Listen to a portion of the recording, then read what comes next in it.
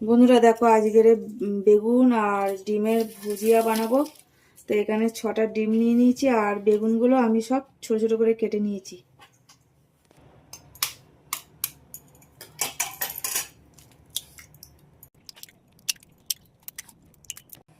দিয়ে দেবো নুন, নুন দিয়ে আর কাঁটা চামচ দিয়ে ফাটিয়ে নেবো। আর ডিমগুলো ভাজার জন্য আমি কড়াই বসিয়েছি, তেলও দিয়ে দিয়েছি আর ডিমগুলো দিয়ে দেবো।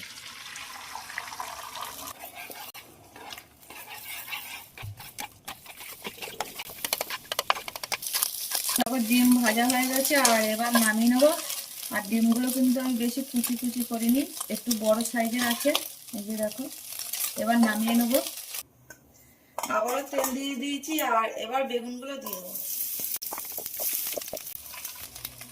হলুদ দিয়ে দেবো, নুন দিয়ে দেবো।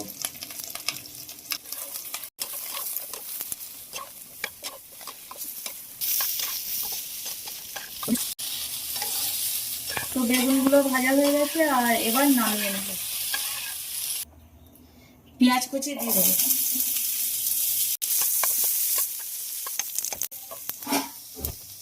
কাঁচা লঙ্কা কুচি আর টমেটো কুচিটা দিয়ে দেবো, রসুন কুচি দিয়ে দেবো, হলুদ দিয়ে দেবো,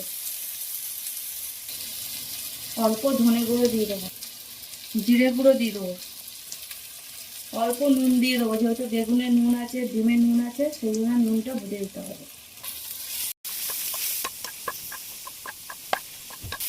তো সব মশলা খুব ভালোভাবে ভাজা হয়ে গেছে আর এবার বেগুন দিয়ে দেবো। ভেজে রাখা বেগুনগুলো দিয়ে দিলাম।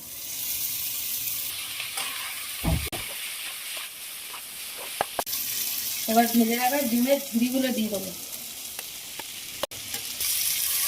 খুব ভালো করে আবার নেড়ে দেবো।